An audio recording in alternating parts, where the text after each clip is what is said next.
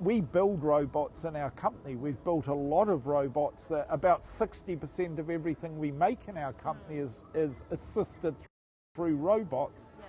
But I don't see a near future where robots are replacing the level of intuitive handcraft, model making, costume creating that humans still are capable of doing. So I feel that our craft is probably safe for a little longer.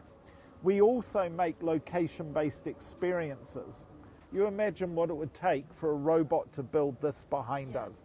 The intuitive fidelity of the human mind to hand, the color balance, the placement, the form, the randomness, the mad randomness of this is what makes it beautiful. Yes. And this is actually a perfect example of this is not